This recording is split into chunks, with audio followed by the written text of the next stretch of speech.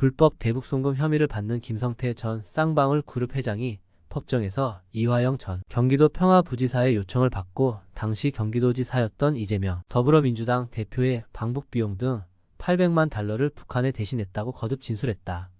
김 전 회장은 이 전 부지사와 대북 송금에 대해 모두 협의했고 이재명 지사와도 통화했다면서 검찰 조사 과정에서 허위 진술 압박을 받은 것 없이 경험한 사실 그대로 진술했다는 취지로 말했다.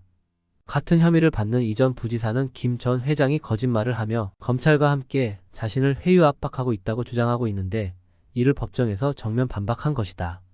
수원지법 형사 11부 재판장 신진호는 13일 김 전 회장의 뇌물 외국환 거래법 위반 등 혐의에 대한 41차 공판을 열었다.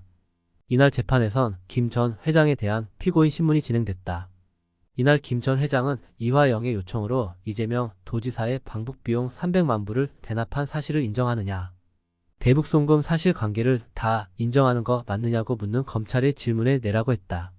검찰이 또 이화영은 이재명 지사에게 대북 송금을 보고한 적 없다고 하는데 피고인은 이화영이 보고를 했고 2019년 1월 17일 중국 심양에서 있었던 만찬 자리에서 이화영이 전화를 바꿔줘 이재명 지사와 전화 통화를 했다고 진술했다. 사실이 맞느냐고 했다. 이에 김 전 회장은 그렇다고 했다. 김 전 회장은 또 당시 이재명 지사가 공직선거법 위반으로 2심에서 당선 무효형을 선고받아 방북을 추진할 필요가 없었다는 이 전 부지사의 주장이 맞느냐는 검찰의 말에 그건 틀리다면서 당시 문재인 대통령하고 여러 단체장들이 북한에 같이 갔는데 경기도지사만 못 가서 그때부터 많이 노력했다고 했다. 그는 이화영과 이재명 지사 방북을 위해 계속 협의한 거냐는 검찰 질문에 내라고 했다. 검찰은 피고인은 방북 비용 대납을 스스로 자백했는데 자신의 잘못을 인정하며 대북 송금 과정을 검찰에 털어놓기 위해 여태까지 밝힌 거 맞느냐고 물었고 김 전 회장은 사실대로 이야기 안 하면 쌍방울 직원이나 여러 사람들이 다칠 것 같아 얘기한 것이라고 답했다.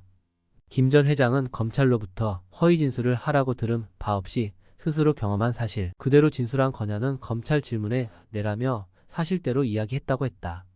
김 전 회장은 이화영 씨를 보고 이 돈을 준다는 생각을 했다며 개인 자금으로 돈을 전달한 건 그분이 잘 되길 바라는 마음과 남북 관계가 좋아졌으면 하는 마음에서라고도 했다.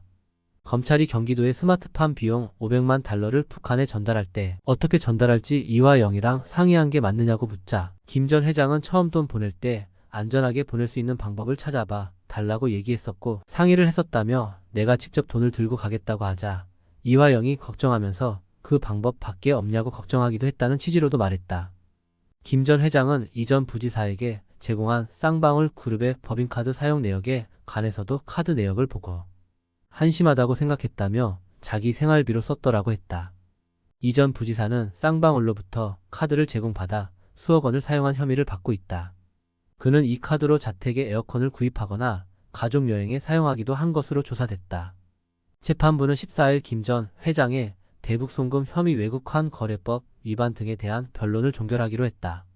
이 재판부는 쌍방울 뇌물수수 및 대북송금 의혹을 받는 이 전 부지사의 재판도 맡고 있는데 다음 달 7일 이 전 부지사의 1심 선고를 앞두고 있는 점을 고려해 김 전 회장의 심리도 맞춰서 마무리 짓겠다는 것이다. 다만 김 전 회장이 받고 있는 쌍방울그룹의 5개 비상장애사 자금 500억 원대 횡령 및 배임 혐의에 대해선 다시 변론을 이어갈 예정이다.